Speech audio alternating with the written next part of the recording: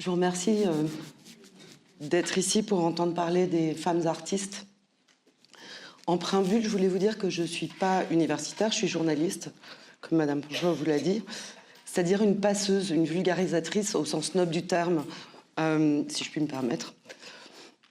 Je sais que dans ce cycle de conférences sur les femmes et l'art, vous allez entendre des contributions savantes d'historiens de l'art qui vont vous communiquer en profondeur leur sujet.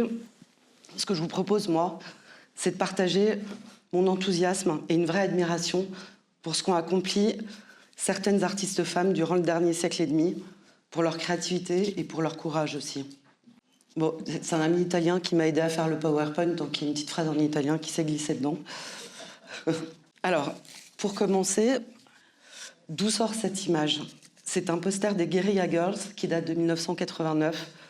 Les Guerrilla Girls sont un collectif d'artistes anonymes créé en 1985 à New York, actif essentiellement aux USA, dont le but est de pointer la discrimination sexuelle et d'origine dans le monde de l'art, pas seulement chez les artistes, mais aussi dans les institutions, le marché de l'art, etc.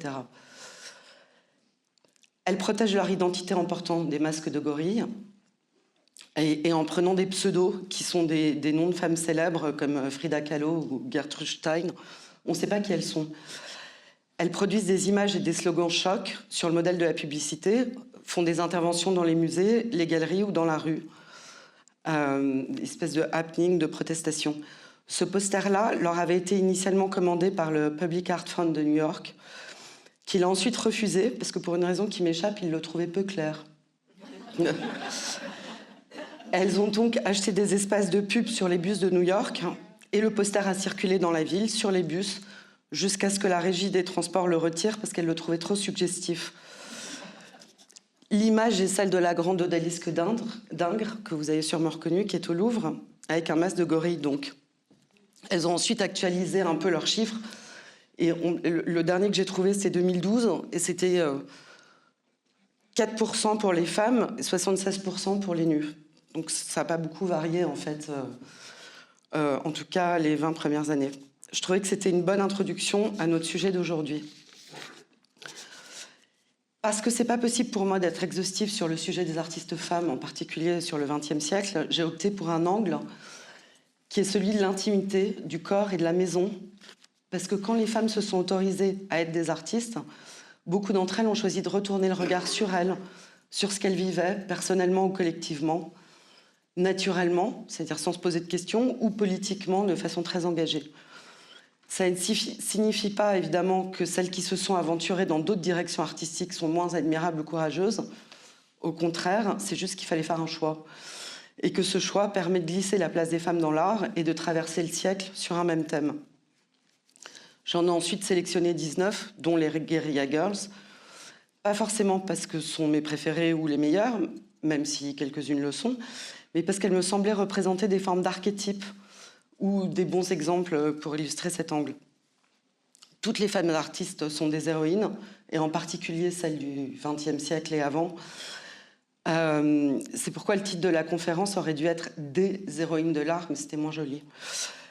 Celles dont je vais vous parler ne sont pas les seules, évidemment. Je les présente en ordre chronologique, parce que ça les situe, et ça donne une idée de l'évolution des sujets et des techniques. Julia Margaret Cameron, c'est une Anglaise, une vraie avant-gardiste, une des photographes considérées maintenant comme une des plus influentes. On commence par elle parce qu'elle n'est pas seulement une pionnière comme femme artiste au XIXe siècle, mais aussi parce qu'elle s'est approprié un médium tout neuf à l'époque, la photographie. Je rappelle que la photographie a alors à peine été inventée. La date conventionnelle, c'est 1839, mais les recherches de Nicéphore Niepce ont une quinzaine d'années en plus.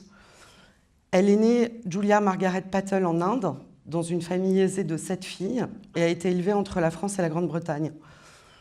Elle se marie en 1838 avec Charles Hay Cameron, fonctionnaire dans l'administration des Indes, réformateur libéral et expert de l'enseignement, avec qui elle aura 5 enfants. Sa vie entre Ceylan et l'Angleterre l'amène à nouer des amitiés avec l'astronome et chimiste John Herschel, qui le premier lui montre des photographies. Vous avez déjà éveillé son intérêt, ou le poète Alfred Tennyson. En 1863, elle a alors 48 ans, sa fille aînée lui offre un appareil photo. C'est une révélation. Elle se passionne, expérimente en autodidacte complètement, transforme son poulailler en studio et fait de la photo une activité professionnelle. Là aussi, elle est précurseur dans ce domaine. Elle photographie pendant seulement une grosse dizaine d'années les personnalités de son entourage, comme Darwin ou Tennyson. C'est ça qui l'a fait connaître. Et surtout sa famille, ses sœurs, leurs enfants, ses domestiques, en portrait ou en reconstitution de grands tableaux bibliques et de scènes de genre, l'amour, la tempérance, la visitation, les vierges folles et les vierges sages, loin de tout aspect documentaire. Elle n'en fait qu'à sa tête, en vrai. Elle veut être reconnue comme photographe, mais elle ne veut rien sacrifier de sa vision ni de sa technique. Sa technique, c'est un léger flou qui est très loin des canons de l'époque. Elle est très critiquée par ses pairs pour ça. Et elle écrit d'ailleurs « Qu'est-ce que la mise au point ? Qui a le droit de dire que telle mise au point est la bonne ? Mon aspiration est d'ennoblir la photographie et de lui conférer la nature et les usages de l'art en combinant le réel et l'idéal, sans rien sacrifier de la vérité par une éventuelle dévotion à la poésie et la beauté. Le léger flou de ces images et leur lumière est ce qui leur donne une vie, une sensualité et un naturel originaux pour l'époque, je trouve.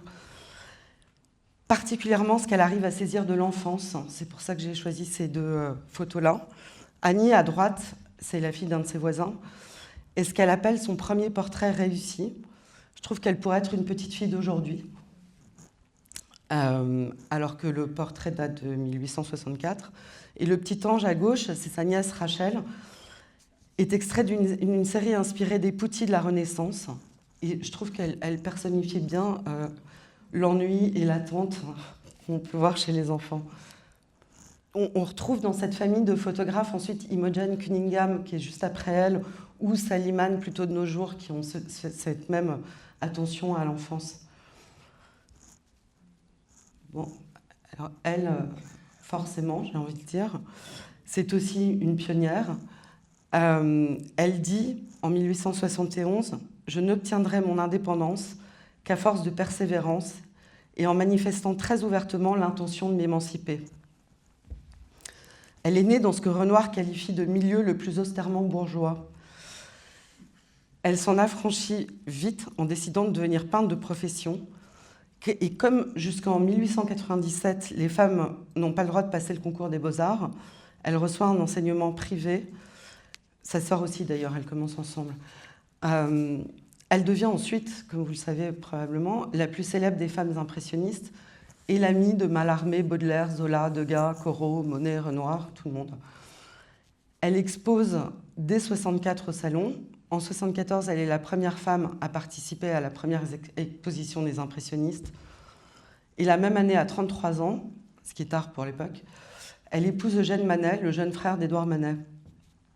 En 1978, naît sa fille Julie, qu'on voit en haut à droite, qu'on retrouve dans beaucoup de ses toiles. Au centre de son art, c'est pour ça que je voulais la montrer, les gens qu'elle brosse sur le vif, en tentant, dit-elle, de fixer quelque chose de ce qui passe dans la vie moderne, en touches rapides, baignées de lumière, très naturelles. Ce sont des scènes de jardin, des femmes à leur toilette ou au travail, l'intimité familiale avec sa sœur Edma ou sa fille Julie, justement. Ces sujets ne sont pas particulièrement féminins en soi, ni les scènes de la vie domestique, ni celles de plein air. Les impressionnistes, comme vous le savez, l'ont fait aussi. Ce qu'elle raconte, je trouve, Berthe Morisot, c'est une attention du regard sur le réel et sur les liens, avec une tendresse, une empathie, une intimité particulière. Elle n'en fait pas un manifeste, elle est artiste d'abord, et son sujet, c'est la vie. Elle dit aussi, c'est pour ça qu'elle aussi c'est une pionnière, « Je ne crois pas qu'il y ait jamais eu un homme traitant une femme d'égal à égal. C'est tout ce que j'aurais demandé, car je sais que je le vaux. » On change complètement de registre. Mais c'est intéressant parce qu'elles ne sont pas si loin dans le temps. Annie Elbers, comme vous le savez, c'est une des artistes les plus influentes de l'art textile. Elle fait des tapisseries abstraites, graphiques, très tactiles, je trouve. Elle est influente aussi pour son parcours et sa recherche. Elle est née Anneliese Fleischmann dans une famille juive hongroise de Berlin. Elle aurait voulu être peintre et pour ça, elle intègre en 1922 le Bauhaus, où, parce que femme, elle est dirigée vers l'atelier textile, bien que ce ne soit pas son premier choix, elle voulait être peintre. Mais elle se passionne. Et peut-être justement parce que l'atelier est considéré comme essentiellement féminin, elle y trouve une grande liberté d'expérimentation. Pour rappel, le manifeste du Bauhaus, publié en avril 19 par son fondateur Walter Gropius, dit, c'est un petit extrait, « Le but de toute activité plastique est la construction. Architectes, sculpteurs, peintres, nous devons tous revenir au travail artisanal, parce qu'il n'y a pas d'art professionnel. Il n'existe aucune différence essentielle entre l'artiste et l'artisan. » Elle y rencontre Joseph Albers, qu'elle épouse, et avec qui elle forme un couple fusionnel. C'est vraiment une histoire de couple. Leur arc se suit, s'entrecroise, même s'ils font des choses bien distinctes, ils sont toujours ensemble. À partir de 1926, Annie s'inspire de l'architecture moderniste pour produire de larges pans de soie tissée, les wall hangings. Ça, c'est un dessin préparatoire d'un des wall hangings. Par la technique même du tissage et la superposition de ces bandes de couleurs, de même couleur et de longueur comme ça, elle crée un dynamisme vertical, une énergie structurelle qui fait penser à l'architecture, justement. Elle tisse des tapisseries aux formes géométriques et aux couleurs très vibrantes et incorpore des matières inédites pour l'époque, des fils de métal, des choses comme ça. En 1933, Annie et Joseph Albers fuient le nazisme et partent pour les États-Unis, en Caroline du Nord, où ils sont invités à enseigner au Black Mountain College. Elle y crée l'atelier de tissage. Ils découvrent le Pérou, puis surtout le Mexique, où ils font de nombreux séjours, et l'art précolombien qu'Annie collectionne et dont elle s'inspire. Elle introduit dans l'atelier des métiers à tisser péruviens et incite ses étudiants à employer des techniques traditionnelles en utilisant des matériaux trouvés, par exemple. Depuis son atelier de New Haven, où le couple a déménagé en 1950, elle développe aussi un design textile industriel. Elle travaille par exemple 30 ans pour Knoll ou Knoll, je ne sais jamais comment on prononce. Dans les années 50 aussi, elle commence à réaliser des œuvres de plus petit format, tissées à la main, dont l'unique finalité est d'être là pour le regard, n'ayant plus aucune fonction utilitaire ou architecturale. Comme des tableaux tissés, en fait. C'est pictorial weaving, tissage picturaux, lui offre la possibilité d'explorer des formes de tissage à caractère unique, contrairement au tissage à motifs répétés qu'on peut avoir sur des tapis ou des tapisseries classiques. Cet aller-retour entre l'utilitaire et l'art est très intéressant. On le retrouve chez une de ses descendantes directes, d'ailleurs, Sheila Hicks, que vous avez peut-être vu, une américaine qui vit à Paris et qui fait des choses à base de tissu aussi. Annie Albers dit une chose fondamentale, je trouve. Les œuvres d'art nous apprennent ce qu'est le courage. Nous devons aller là où personne ne s'est aventuré avant nous.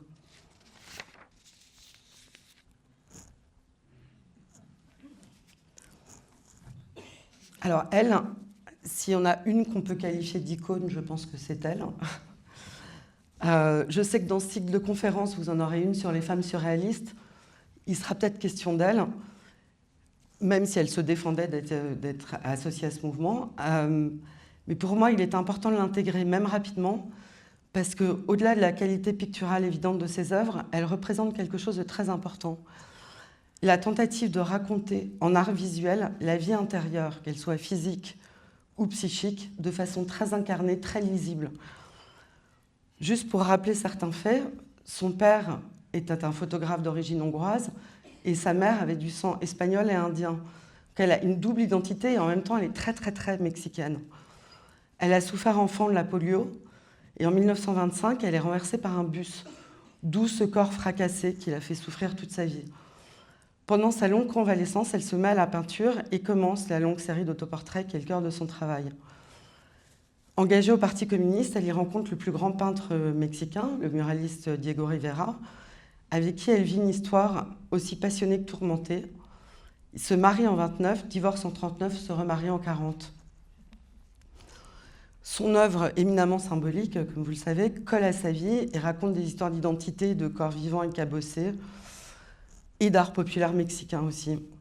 Les deux Frida, le tableau de droite, la Dos Fridas, c'est son premier grand tableau et l'un des plus célèbres parce qu'il creuse ce sillon autobiographique justement.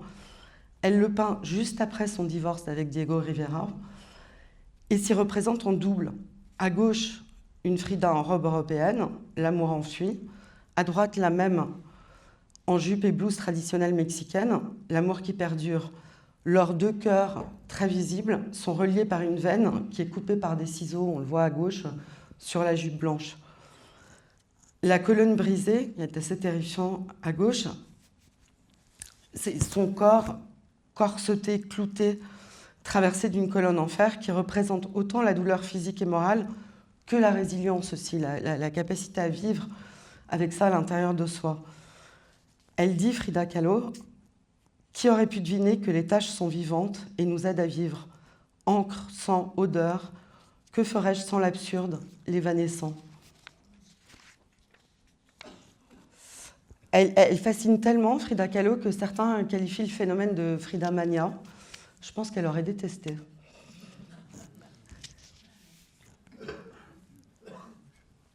Alors, Louise Bourgeois, je vais encore moins m'attarder sur elle parce que vous aurez plus tard, si j'ai bien compris, dans le cycle de conférences, une conférence sur elle et Camille Claudel. Mais vraiment, c'était impossible pour moi de ne pas au moins l'évoquer parce que Louise Bourgeois, pour moi, c'est le boss. Parce qu'elle a vécu presque 100 ans et du coup travaillé 80 ans ou presque, par la variété de ses médiums, la beauté et surtout la puissance de ses œuvres, mais aussi par les thèmes qu'elle aborde. Sa façon de matérialiser ses émotions, ses traumatismes enfantins, de parler d'érotisme, de l'inconscient, de la dichotomie entre masculin et féminin, de sa vision de la maison et de la relation primaire mère-enfant, et aussi à cause de son intelligence aiguë et de son humour, de sa férocité parfois. Et enfin, parce qu'elle a surtout influencé tellement de femmes artistes de son vivant et encore maintenant. Je trouve qu'on comprend quelque chose de sa personnalité, c'est pour ça que c'est la seule photo d'artiste que vous verrez. Dans la photo de Mapplethorpe qui est à droite, elle a l'œil qui frise, une espèce d'autorité naturelle, et sous le bras, une œuvre provocante et ambiguë qui s'appelle Fillette, qui date de 1968, qui est à la fois dans un sens un phallus, et dans l'autre, si on la retourne, un torse féminin avec des moignons de jambes à sa base. L'autre œuvre est plus directement liée à notre sujet, c'est pour ça que je tenais à vous la présenter.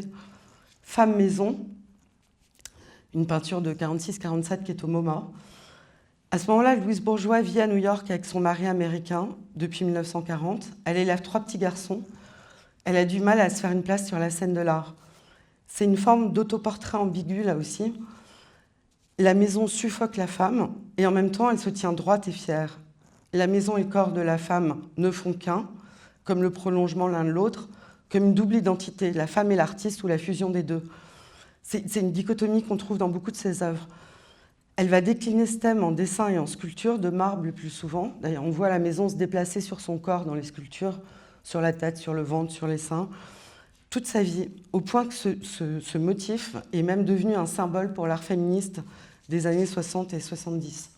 Alors là, il faut faire attention au titre pour comprendre de quoi il s'agit. Ligia Clark, c'est une artiste plasticienne brésilienne qui joue un rôle majeur dans l'émergence de l'abstraction au Brésil. Elle est cofondatrice d'un mouvement qui s'appelle le néoconcrétisme. Elle se marie à 18 ans et emménage avec son mari à Rio de Janeiro. À 25 ans, elle a 3 enfants et elle entreprend sa carrière artistique à partir de 47, après son divorce. Elle commence par étudier auprès d'un paysagiste, Roberto Burle Marx, et de l'artiste Zélia Salgado, avant, sur les conseils d'amis, de partir pour Paris avec ses 3 enfants sous le bras. Elle s'y forme pendant 2 ans dans les ateliers d'art Parcenes et de Fernand Léger. Puis elle rentre au Brésil et se consacre à la peinture comme un champ d'expérimentation, en passant du figuratif à l'abstrait et en défendant une vue organique et personnelle de l'œuvre, par laquelle elle essaye de redéfinir la relation entre l'art et la société. Une crise personnelle et la psychanalyse l'amènent plus tard à vouloir repousser les limites conventionnelles de l'art en créant des objets sensoriels qui induisent une interaction physique et thérapeutique avec le spectateur. Elle se base pour ça sur les théories de Mélanie Klein et de Donald Winnicott, les psychanalystes, sur le toucher notamment. D'où cette pièce, La maison et le corps, qu'elle a activée 3 fois à la fin des années 60, qui a été reconstituée en plus petit au Maxi à Rome l'année dernière, donc j'ai pu passer dans cette maison. Ce sont 4 parties, pénétration, ovulation, germination, expulsion, qui invitent le visiteur à revivre l'expérience de la procréation comme une expérience corporelle enveloppante et une participation à la fois individuelle et collective, parce qu'on n'est pas tout seul dans la maison, donc il nous faut rentrer à 3 ou 4. C'est 2 tubes noirs, un au début et un à la fin. Le premier comme un tunnel dans lequel il faut rentrer presque à 4 pattes, qui débouche sur un matelas en mousse avec des ballons gonflés qui sont comme des ovules. Au milieu, une bulle en plastique qui est le ventre, on imagine. Et une sortie avec des fils de laine qui sont comme des poils géants à travers lesquels il faut ramper pour s'extraire. Et quand on sort, il y a un miroir dans lequel on se reflète. Donc, c'est vraiment l'allégorie de la naissance. C'est un genre d'art performatif, presque dématérialisé. Il n'y a pas d'œuvre, vraiment, mais une expérience, une façon d'intégrer l'art à la vie et vice-versa. C'est un côté performatif qu'on retrouve ensuite chez les activistes viennois comme Valley Export, même Marina Abramovic, même si elle ne fait pas des installations comme ça. Une façon de vouloir créer une forme d'art-thérapie avec le spectateur. Alors, Niki de Saint-Phal, évidemment, sur ce thème-là. C'est difficile de résumer son œuvre et sa vie, tant elles sont riches et entremêlées. Elle est née à Neuilly d'un père français et d'une mère américaine, grandie aux États-Unis. Elle est abusée par son père à l'âge de 11 ans. Elle devient mannequin, se marie à 20 ans avec Harry Matthews, a 2 enfants, déménage à Paris, fait une dépression. À partir de là, elle peint en autodidacte, comme une thérapie, crée ses premiers collages et déjà des assemblages d'objets. Elle voyage en Espagne, s'enthousiasme pour Gaudi, puis rencontre l'artiste Jean Tinguely. Pour lui, elle quitte mari et enfant. Et sa carrière démarre à ce moment-là. Elle intègre le groupe des néoréalistes, tire à la carabine sur des sacs de peinture et s'attaque ensuite, en militante, à son grand sujet, les femmes. Leur rôle stéréotypé, leur force, sorcière, mariée, mère dévorante.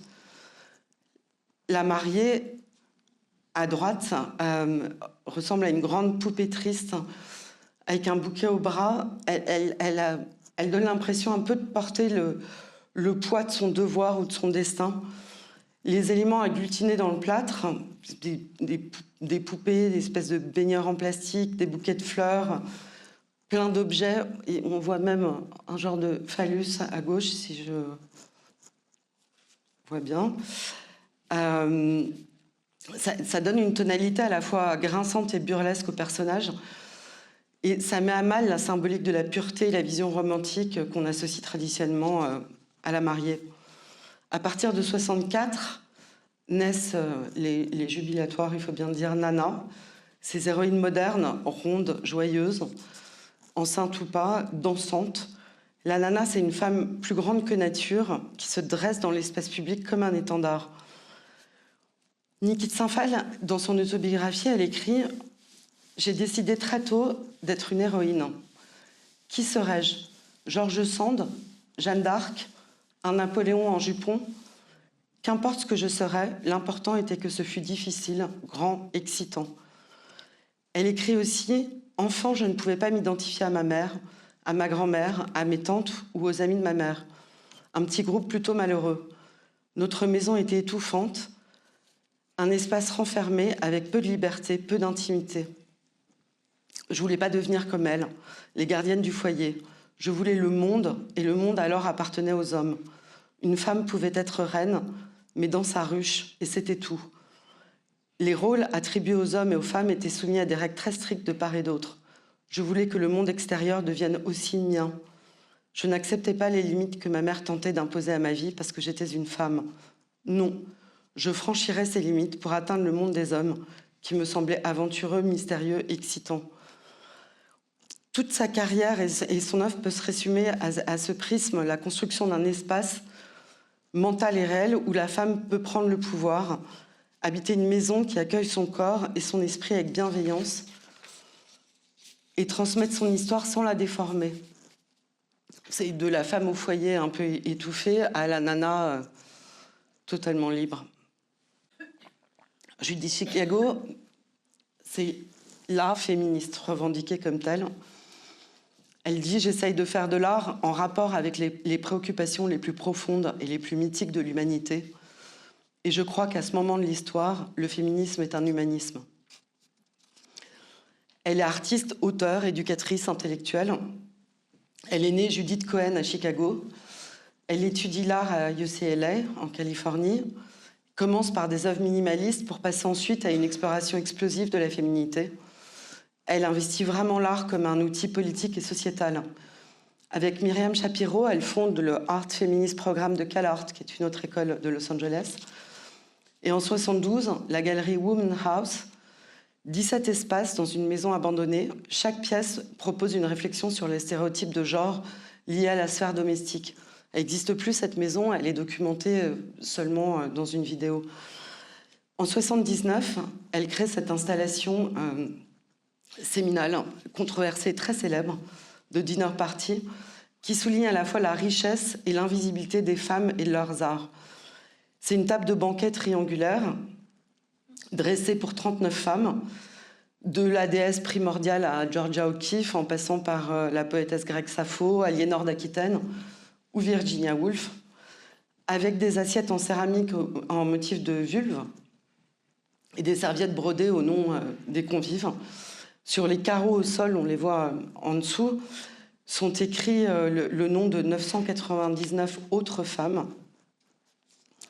À l'époque, l'œuvre fait scandale. Elle est aujourd'hui entrée dans les annales de l'histoire de l'art et dans la collection permanente du Brooklyn Museum. Virginia Woolf, c'est pas un détail, parce qu'Une chambre à soi, le livre de Virginia Woolf, a inspiré tellement d'artistes qu'elle est très souvent citée.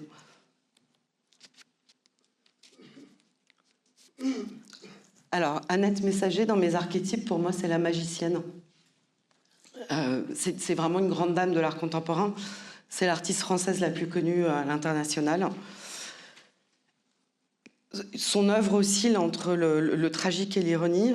Elle est pleine d'irrévérence, d'absurde et d'un féminisme assez assumé, mais plein d'humour. C'est une bricoleuse de génie. Elle puise son inspiration dans l'art populaire et artisanal, la folie et l'enfance, les figures grotesques de la condition humaine qu'on trouve chez Goya, Ensor, Soutine ou Bacon, qu'elle cite souvent, la mémoire collective et individuelle, le langage, le rôle et le corps de la femme, la notion de double, les contes de fées, la mythologie, en jonglant de la fiction à l'autobiographie. Elle crée dans une grande variété de médiums, photographie, sculpture, dessin, broderie, tissu, installation, tout un petit monde hybride, souvent profondément dérangeant, habité de peluches, de mots brandis comme les étendards, le langage est très important pour elle, d'animaux taxidermisés, de formes organiques suspendues, de signes ou de collections d'images. En 2005, elle est la première femme à représenter la femme à la Biennale de Venise, la France, pas la femme, c'est un beau lapsus. Elle y obtient Lion d'or pour une installation Casino qui est inspirée du personnage de Pinocchio. Alors, dès ses débuts, elle investit le domaine du féminin et d'une fiction ancrée dans une réalité aussi quotidienne que fantaisiste. Qu'elle crée des avatars.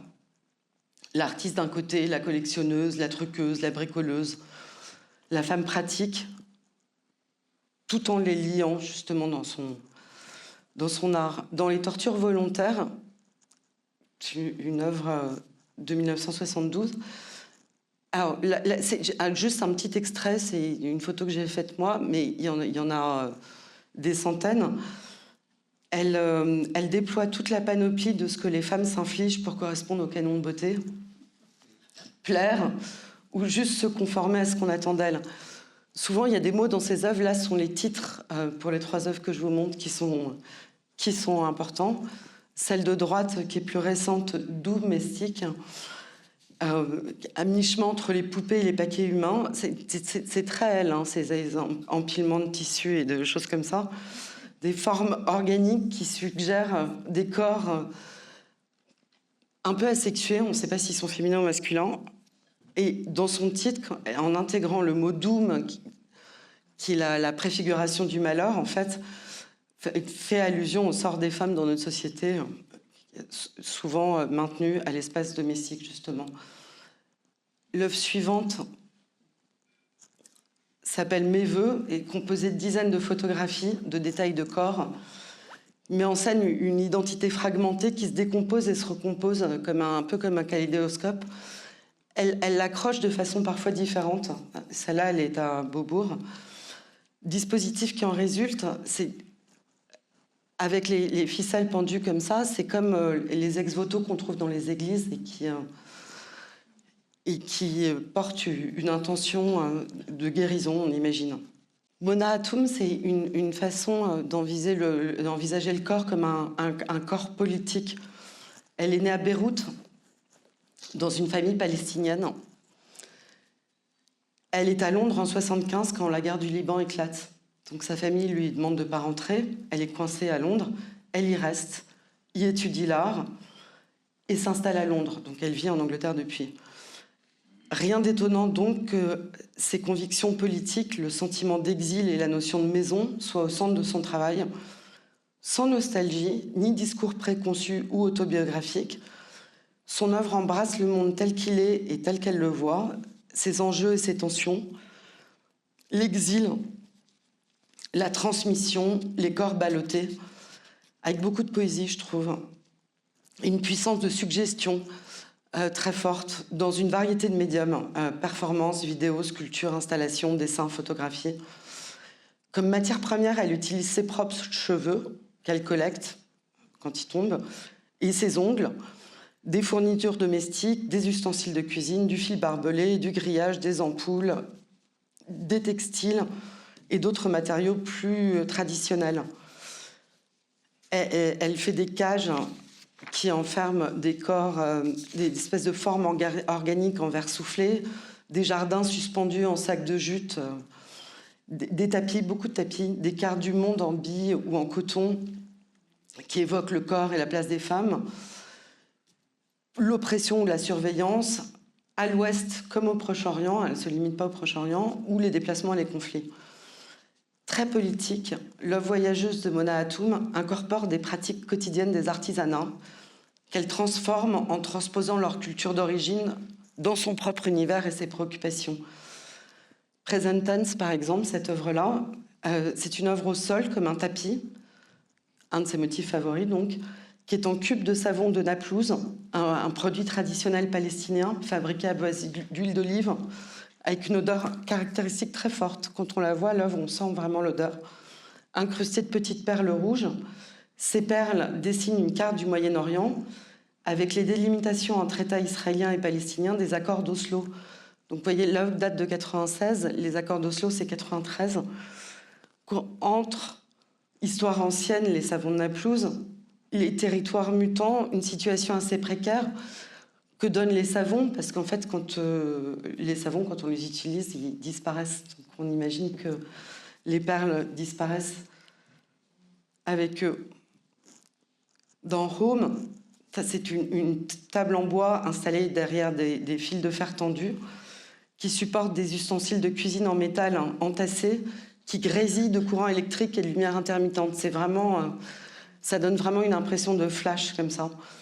Le domaine domestique des femmes, donc la cuisine en particulier, y acquiert d'un coup une dimension forcément inquiétante, celle d'un espace carcéral où les gestes quotidiens de la femme peuvent devenir dangereux, mais qui est aussi l'espace d'une féminité contrariée qui résonne chez Mona Hatoum. Elle a du mal avec ça. Elle se rapproche de l'arte povera dans son utilisation des matériaux comme ça, très quotidiens.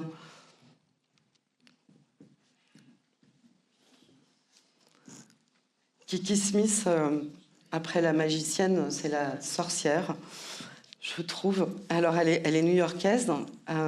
C'est une artiste, peut-être pas sorcière, mais un peu chamane, plutôt. Elle est née Kiara Smith dans une famille d'artistes. C'est la fille du grand sculpteur américain minimaliste Tony Smith. Elle développe une pratique très diverse, souvent sculpturale, utilise le bronze, le plâtre, le marbre, le verre, la porcelaine, la tapisserie, la cire, la gravure, le papier, centrée sur le féminin, imprégnée de sa fascination intime autant que scientifique pour le corps humain et ses organes. Elle a même étudié la médecine, enfin, elle est allée dans un laboratoire de médecine pour observer le corps de plus près. Elle s'abreuve à de multiples sources, les contes de fées peuplés de femmes et d'animaux comme ceux de Grimm ou de Perrault, les figures féminines bibliques ou la cosmogonie des grands mythes des origines. Alors, ces deux œuvres sont intéressantes parce qu'elles ont 20 ans, enfin presque 20 ans d'écart.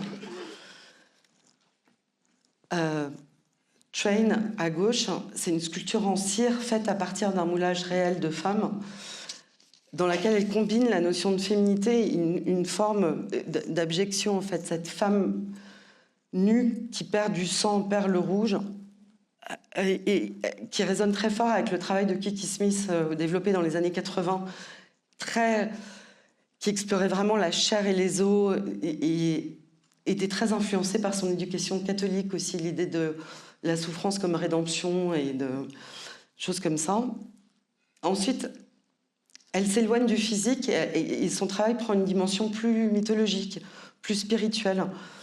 Comme on voit dans Sky, c'est une très grande tapisserie qui est un mélange typiquement Kiki Smith d'histoire de l'art, de mythologie, d'identité féminine et de nature. La division entre le monde souterrain et le ciel rappelle la cosmologie des Amérindiens ou des Centra-Américains ou même des Celtes. Le nu flottant, ça pourrait être un esprit ou une déesse autant qu'une femme réelle. C'est une tournure plus céleste, plus proche de la nature et des animaux qu'on voit apparaître là pas mal. Kiki Smith, de son travail, elle dit qu'il parle de nos différentes matières d'être au travers du corps ou au travers de nos notions de conscience ou de nos différents modèles de conscience et aussi de notre façon de penser notre relation à la nature, aux animaux, à notre environnement. L'art est fondamentalement une manière de synthétiser ce que l'on vit. Pour elle, comme vous le savez, c'est une star incontestée de l'art contemporain. Un temps, elle a même été la photographe la plus chère du monde. Dès ses débuts, elle se met en scène et se photographie déguisée ou grimée dans des portraits qui ne sont pas des autoportraits, elle insiste là-dessus, mais des personnages ambigus, voire grotesques ou dérangeants, inspirés d'archétypes ou nés de son imagination. Au fur et à mesure de sa carrière, elle explore toutes les techniques que lui offre l'évolution du médium photographique, du noir et blanc à la couleur, de l'argentique au numérique jusqu'à Instagram. Je vous invite à regarder son compte Instagram qui est vraiment très drôle. Alors ça, c'est une de ses premières séries, Untitled Film Still. C'est vraiment la série qui lance sa carrière et qui est aujourd'hui iconique. Elle réinvente 70 scènes de films imaginaires correspondant tout à un genre néo-réaliste, hitchcockien, nouvelle vague, etc. À son mode et en empruntant à différents univers, elle rejoue entre autres les stéréotypes de la vie quotidienne, la femme au foyer, l'étudiante, la star, mais aussi la littérature et les différents genres de cinéma. Ces styles, en fait, ils sont comme des snapshots de plateau. Alors évidemment, moi, j'en ai choisi 4 qui parlent vraiment de l'intérieur de la maison, l'intérieur domestique. Ils sont intéressants parce qu'ils permettent aux spectateurs de jouer en essayant de reconnaître les références, encore une fois non explicites, parce qu'elles ne se réfèrent pas à un film en particulier, mais aussi de s'imaginer des histoires. En fait, elles activent le spectateur, ce qui les rend particulièrement intéressants. Et là, c'est le contraire, justement. Rineke Dijkstra, c'est une naturaliste. Elle est néerlandaise et elle évolue entre art et documentaire en photo et vidéo qui renouvelle l'art du portrait avec une esthétique très sobre et lumineuse qui rappelle un peu la peinture hollandaise du XVIIe siècle. Elle s'est fait connaître avec ses images frontales et émouvantes d'adolescents maladroits et fragiles sur la plage, comme la jeune fille du milieu. Elle y révèle beaucoup de sa subjectivité artistique en les saisissant quelque part entre le posé et le naturel, au moment où il baisse la garde, et où elle peut accrocher un geste ou une expression qui leur appartient. Les 2 photos de gauche et de droite viennent d'une série qui s'appelle New Mothers. Pour des jeunes mères venant d'accoucher avec leur nourrisson dans les bras, son idée, c'était de les photographier le plus vite possible après leur accouchement, chez elles, Pour Julie, à gauche, c'est 1 heure après son accouchement. Et Tekla, à droite, c'est le lendemain. Ce qu'elle cherche à montrer, c'est la tempête d'émotions qui suit. Fierté, épuisement, soulagement, étonnement, euphorie, de façon assez neutre pour laisser la place à ces émotions, justement. Depuis ces séries-là, la jeunesse et l'enfance sont restés au cœur de son travail, beaucoup en vidéo, dont des vidéos de très jeunes gens qui dansent en boîte de nuit, ou de petites gymnastes, ou de ballerines qui s'entraînent, ou une que vous avez peut-être vue, parce qu'elle a été beaucoup montrée, qui est merveilleuse, qui s'appelle « I see a woman crying ». Ce sont des écoliers anglais en uniforme qui décrivent et interprètent un tableau hors champ, on ne voit pas le tableau, que l'on devine être La femme qui pleure de Picasso, dans une salle de la Tate. Et Rineke Dijkstra, elle a une telle curiosité pour ces sujets que ça fait de ses photographies et de ses vidéos, je trouve, des espèces de fragments d'humanité empathique, un genre de captation de l'essence un peu mystérieuse des êtres. Alors, Tracy Emin, britannique, pour moi c'est la trublione dans les archétypes. Elle est considérée comme l'électron libre des Young British Artists. C'est de ce mouvement lancé par le galeriste Charles Saatchi et Damien Hirst dans les années 90. Tracy Emin, elle est aujourd'hui membre de la Royal Academy et commandeur de l'Ordre de l'Empire britannique. C'était pas écrit d'avance, tant son œuvre est transgressive, calquée sur son intimité et a déclenché de réactions épidermiques. Elle est anglo-chypriote. Elle quitte l'école très tôt. Elle étudie la mode dans une école de design, puis l'art, et finit par rejoindre le Royal College of Art de Londres. Dès lors, elle crée des pièces autobiographiques, elle aussi dans une grande variété de médiums, dessins, aquarelles, installations, vidéos, peintures, broderies, qui révèlent tout crûment, viscéralement, d'elle et de son histoire, de son enfance à sa vie amoureuse. Chez elle, si un féminisme s'exprime, c'est vraiment uniquement par le biais d'une réalité autobiographique et intime. En 1995, par exemple, dans une exposition des Young British Artists, elle brode sur une tente le nom de tous les gens avec qui elle a couché / dormi, en anglais « slept with », dont son frère, sa mère et une liste d'amants. Ces œuvres ressassent de manière obsessionnelle le viol qu'elle a subi dans son adolescence, ses fausses couches, son rapport au sexe. En 1999, elle se trouve parmi les 4 artistes retenus et exposés pour le Turner Prize, qui récompense un artiste britannique de moins de 50 ans. C'est un prix très, très prestigieux.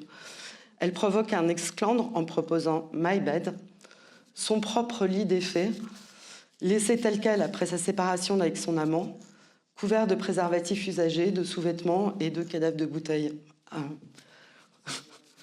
La photographe Nan Goldin, par exemple, fait un peu la même chose en photo, quand elle documente sa vie exactement.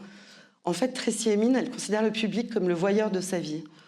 Elle explique à ce sujet « Nous sommes le centre de nos rêves et nous créons tout dans le rêve, y compris les autres protagonistes. Dans le rêve, je suis celle qui parle, mais aussi les autres personnes qui interviennent et je me regarde à travers elles. » Johanna Vasconcelos, elle est portugaise et vit à Lisbonne. Elle s'approprie et détourne des objets du quotidien ou des techniques artisanales pour créer de gigantesques sculptures baroques joyeuses, assez féministes aussi. Elle marque les esprits, notamment quand elle est, enfin, en tout cas pour les Français, quand elle investit avec succès Versailles en 2012. Elle est la première femme et la plus jeune à le faire.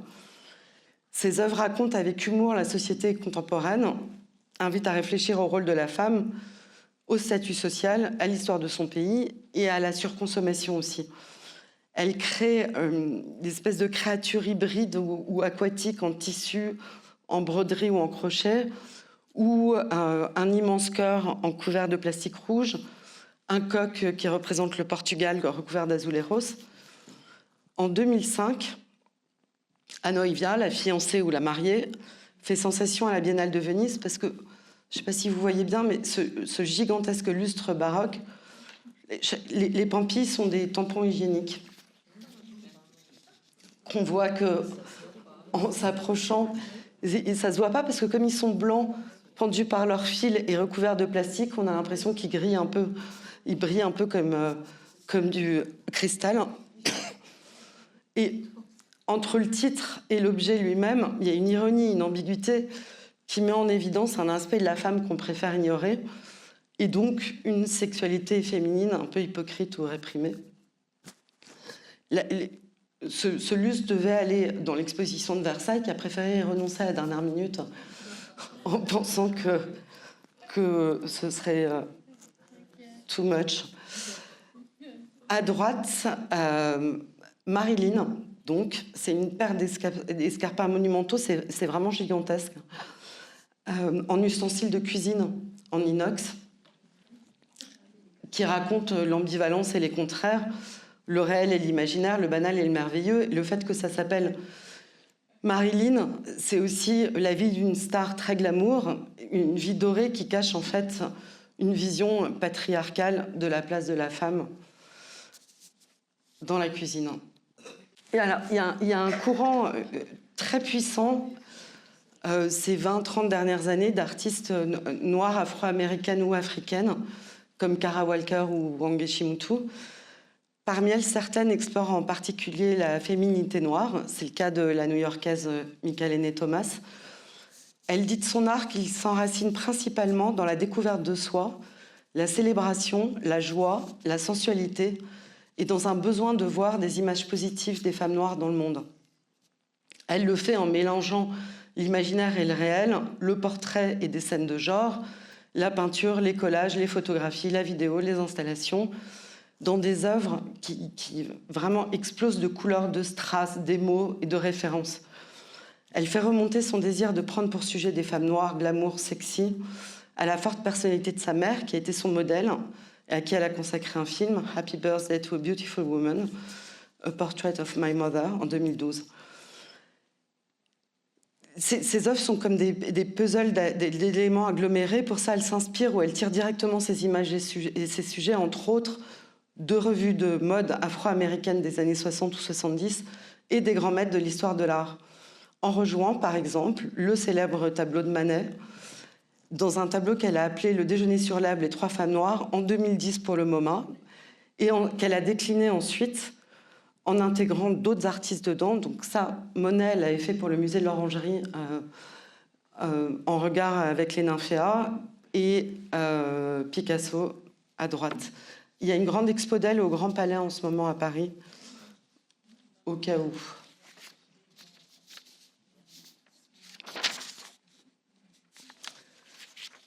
Alors, ah oui.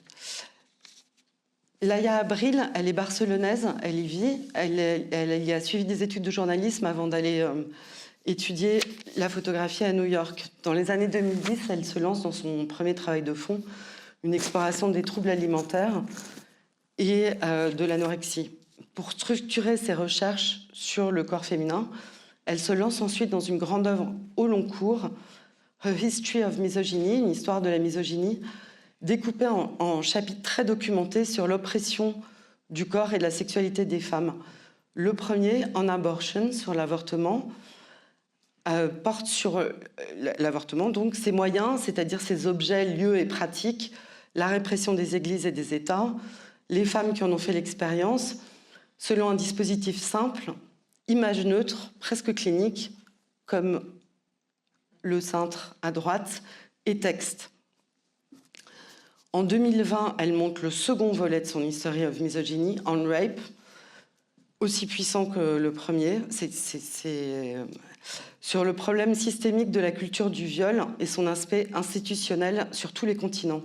Comme pour En Abortion, elle raconte ça. Il a été déclenché par un fait divers en Espagne, le viol collectif pendant les fêtes de Sainte-Fermine d'une très jeune femme par 5 hommes qui ont été dans un premier temps condamnés pour abus, mais pas pour viol, parce que la victime n'avait pas protesté. Elle procède de la même façon que pour l'avortement, en juxtaposant texte et image, pour s'approcher au plus près des contextes. Mariage, armée, mariage, église, prison, école, et du système, donc ceinture de sainteté, robe de mariée, uniforme militaire, scolaire, accompagné de témoignages des victimes, de détails des lois et des interventions de politique jusqu'aux jeux vidéo.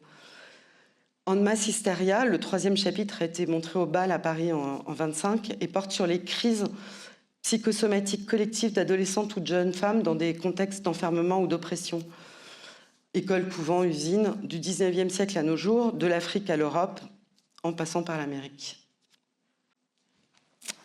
En conclusion, et avant de vous parler de cette dernière image, je voulais juste insister sur le fait que ces artistes sont quelques exemples, évidemment, du grand continent qu'est l'art dit féminin. Le fait qu'on parle encore d'artistes femmes ou d'art dit féminin montre que ce n'est pas encore tout à fait gagné, qu'il y a encore beaucoup à dire et faire. Ce qu'on constate néanmoins aujourd'hui, c'est que dans de nombreux musées et centres d'art, comme en galerie, s'impose une quasi-parité dans leurs expositions d'artistes contemporains. Les jeunes artistes femmes, même si certaines sont très engagées, comme Laïa Abril, ou comme toutes les artistes qui travaillent sur le mouvement queer ou l'identité fluctuante, comme la photographe sud-africaine Zanele Muholi, par exemple, se considèrent comme artistes tout simplement, ce qui est plutôt une bonne nouvelle. J'ai choisi cette peinture de Marlène Dumas pour finir, parce qu'elle représente un nu masculin, évidemment, pour faire écho au constat des Guerrilla Girls de mon introduction, mais aussi parce que je voulais finir avec une longue citation d'elle. Marlène Dumas, donc c'est cette peintre sud-africaine qui vit à Amsterdam, peintre très très importante, qui peint à l'huile ou à l'encre sur papier, et pas d'après modèle vivant, mais d'après ses propres photos ou des images collectées, et qui aborde tous les sujets qui la touchent, hein, des visages de noirs, de modèles ou d'amants, les corps et l'identité féminine, l'amour et la mort, sa fille, la ségrégation, Marie-Madeleine, l'érotisme, Lady Diana, Osama Ben Laden, name it, elle les met tous. Elle écrit volontiers sur son travail, souvent avec poésie, toujours avec humour et honnêteté. Et en 1993, pour répondre à la question « Quel effet cela fait-il d'être une femme qui peint ?» que l'on ne pose jamais à des artistes hommes, dit-elle, elle compose une longue réponse légère sous forme de strophes, dont voici un extrait que j'ai traduit moi-même, donc pardonnez-moi si c'est pas... Je peins parce que je suis femme, c'est une nécessité logique. Si la peinture est féminine et que la folie est une maladie féminine, alors toutes les femmes peintres sont folles et tous les peintres masculins sont des femmes. Je peins parce que je suis une femme religieuse, je crois en l'éternité. La peinture ne fiche pas le temps, elle fait circuler et recycle le temps comme une roue qui tourne. Ceux qui étaient les premiers pourraient bien être les derniers. La peinture est un art très lent. Elle ne voyage pas à la vitesse de la lumière. C'est pourquoi les peintres morts brillent tant. Il n'y a rien de mal à être le deuxième sexe. Il n'y a rien de mal à être la deuxième meilleure. La peinture n'est pas une activité progressiste. Je peins parce que je suis une femme à l'ancienne. Je crois à la sorcellerie. Je n'ai pas de complexe freudien. Un pinceau ne me fait pas penser à un symbole phallique. En fait, l'aspect domestique d'un atelier de peintre, être enfermé dans une pièce, me rappelle un peu la femme au foyer avec son balai. Si vous êtes une sorcière, vous saurez toujours comment l'utiliser. Sinon, il est évident que vous préférerez l'aspirateur. Il me semble que c'est une bonne métaphore de l'artiste, quel que soit son genre. Je vous remercie.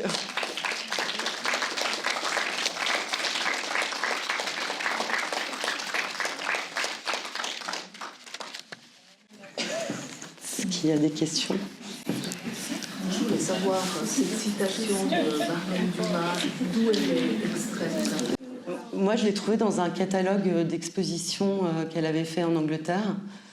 On me demande d'où est extraite la citation de Marlène Dumas, qui s'appelle le catalogue The Image as a Burden. Et alors, c'est vrai que j'aurais dû noter exactement d'où ils ont récupéré cette citation, mais le catalogue est truffé d'écrits de Marlène Dumas qui sont tous aussi géniaux que les uns que les autres, où elle commente chacune de ses œuvres, etc. Je vous le recommande vraiment. Est-ce que vous avez déjà organisé une exposition de femmes peintres? Non. Vous êtes curatrice? Non, je suis curatrice, mais c'est très récent, parce que j'étais journaliste et j'ai déménagé à Rome il y a 2 ans. Et donc à Rome, je travaille avec une galerie en particulier, pour laquelle j'ai fait 2 expos, mais pas de femmes peintres, non. Mais vous vous êtes toujours intéressée aux peintres femmes? Ou bien c'est à l'occasion de cette... Ah non, je me suis toujours intéressée. Il y a en particulier une commissaire d'exposition qui s'appelle Camille Morino, qui est a travaillé au Centre Pompidou pendant longtemps et qui est vraiment et a dirigé la Monnaie de Paris pendant longtemps aussi. Et c'est elle qui était à l'origine d'un accrochage de la collection permanente du Centre Pompidou qui s'appelait Elle, au début des années 2000, avec que des artistes féminines, parce que justement, on leur avait fait noter que dans la collection permanente, dans ce qui montrait de la collection permanente, il y avait assez peu d'artistes femmes. Ensuite, elle a créé une association qui s'appelle Aware, qui est particulièrement centrée sur les artistes femmes. Et elle a fait une exposition à la Monnaie de Paris, qui s'appelle Woman House, en 2017, qui était une exposition vraiment formidable. Il y a pas mal des infos de cette conférence que j'ai tirée du catalogue de cette exposition, qui est chez Manola Éditions. Elle, c'est une grande inspiration, par exemple. Et en fait, moi, je suis née en 70, j'ai grandi comme tout le monde avec des références plutôt masculines d'art. Et ensuite, au fur et à mesure, en entendant des gens comme les Guerilla Girls ou comme Camille Morino, je me suis rendu compte du fait qu'on les voyait moins. Et en commençant à rentrer dedans, par rapport, c'est très personnel, c'est aussi une expérience de femme qui fait qu'on se retrouve en partie dans les œuvres qu'elle montre. C'est un peu comme en littérature ou au cinéma, si vous voulez. C'est normal qu'il y ait des thèmes qui parlent plus à certains qu'à d'autres. Donc c'est pour ça que j'ai choisi cet angle-là pour cette conférence. Mais il y a d'autres femmes, par exemple, je pensais à John Mitchell ou à Ethel Adnan, qui sont des artistes que j'admire énormément, qui ne sont absolument pas penchées sur ces sujets-là et qui sont néanmoins imposées dans des genres, la peinture abstraite ou la peinture de paysage, qui étaient exclusivement masculins et qui se sont imposés très bien, sans faire de leur féminité un étendard. Enfin, mais c'est intéressant de voir que, justement, à l'époque de John Mitchell, elles sont pas tant à faire ce genre de choses.